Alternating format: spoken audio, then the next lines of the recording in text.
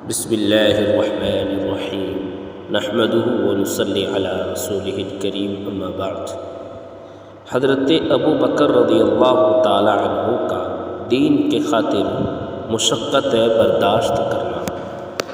حضرت عائشہ صدیقہ رضی اللہ تعالی عنہ فرماتی ہے کہ جب حضور اقدس صلی اللہ علیہ وسلم کے مرد صحابہ رضی اللہ تعالی عنہ کی تعداد 38 ہو گئی تو وہ ایک دفعہ اکٹھے ہوئے اور حضرت ابو بکر رضی اللہ عنہ نے حضور صلی اللہ علیہ وسلم سے اس بات کا اصرار کیا کہ اب کھلم کھلا اسلام کی دعوت دی جائے۔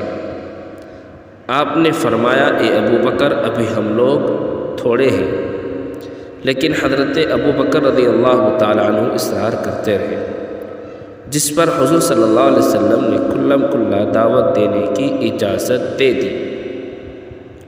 چنانچہ مسلمان مسجد حرام کے مختلف حصوں میں بکھر گئے اور ہر آدمی اپنے قبیلے میں جا کر بیٹھ گیا، اور حضرت ابو بکر رضی اللہ تعالی عنہ لوگوں میں بیان کرنے کے لیے کھڑے ہو گئے، اور حضور صلی اللہ علیہ وسلم بیٹھے ہوئے تھے۔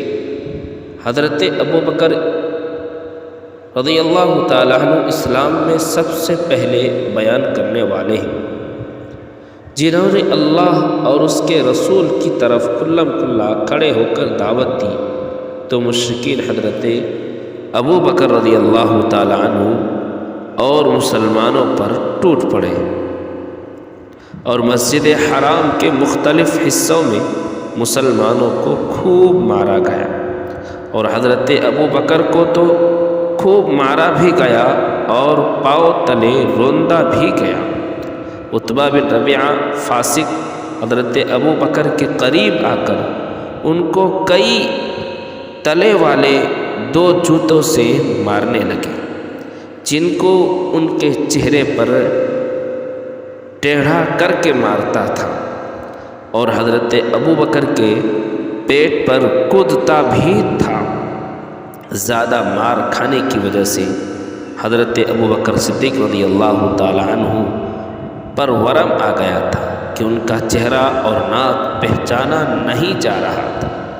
حضرت ابو بکر رضی اللہ تعالی عنہ کے قبیلے بنو تمیم والے دوڑتے ہوئے آئے اور حضرت ابو بکر سے مشرکین کو ایک کپڑے میں ڈال کر ان کے گھر لے گئے، اور انہیں حضرت ابو بکر کے مر جانے میں کوئی شک نہیں تھا۔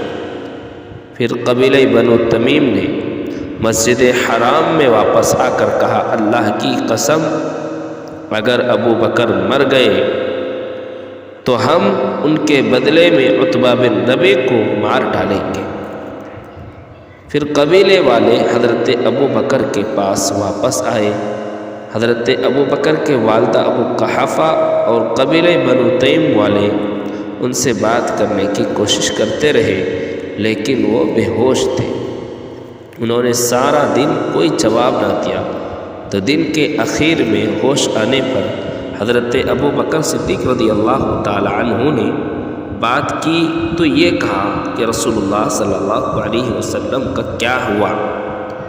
تو وہ لوگ حضرت ابو بکر رضی اللہ تعالی عنہ کو برا بھلا کہنے لگے اور انہیں ملامت کرنے لگے، اور اٹھ کر چل دیے، اور ان کی والدہ ام خیر سے کہہ گئے کہ ان کا دھیان رکھے اور انہیں کچھ کھلا پلا دے۔ جب وہ لوگ چلے گئے اور ان کی والدہ اکیلی رہ گئی تو وہ کھانے پینے کے لیے اصرار کرنے لگی، مگر حضرت ابو بکر رضی اللہ عنہ یہی پوچھتے رہے کہ رسول اللہ صلی اللہ علیہ وسلم کا کیا ہوا؟ ان کی والدہ نے کہا، اللہ کی قسم، مجھے تمہارے حضرت کی کوئی خبر نہیں ہے۔ تو حضرت ابو بکر نے کہا کہ آپ ام جمیل بیت الخطاب کے پاس جائے، ان سے کہا بیت الخطاب کے پاس جائے اور ان سے حضور صلی اللہ علیہ وسلم کے بارے میں پوچھ کر آئے۔ چنانچہ وہ ام جمیل کے پاس گئی اور ان سے کہا کہ ابو بکر تم سے محمد بن عبداللہ کے بارے میں پوچھ رہے ہیں۔ ام جمیل نے کہا، میں نہ تو ابو بکر کو جانتی ہوں اور نہ محمد بن عبداللہ کو، ہاں اگر تم کہو تو میں تمہارے ساتھ تمہارے بیٹے کے پاس چلی چلتی ہوں۔ انہوں نے کہا ٹھیک ہے۔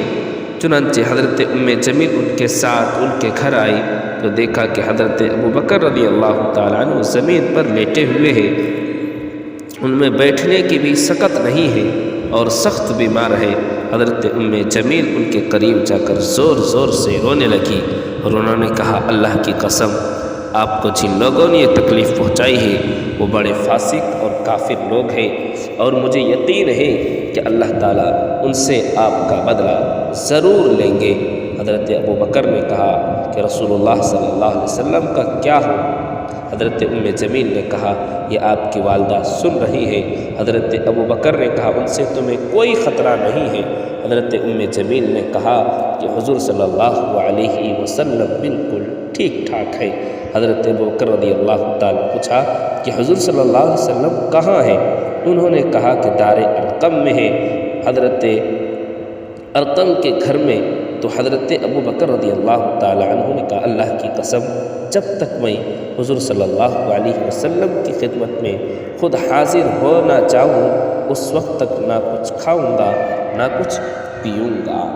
یہ ہے حضور اکرم صلی اللہ علیہ وسلم سے صحابہ کرام کا لگن اور دین کی خاطر مشقتیں پریشانیوں کا برداشت کرنا۔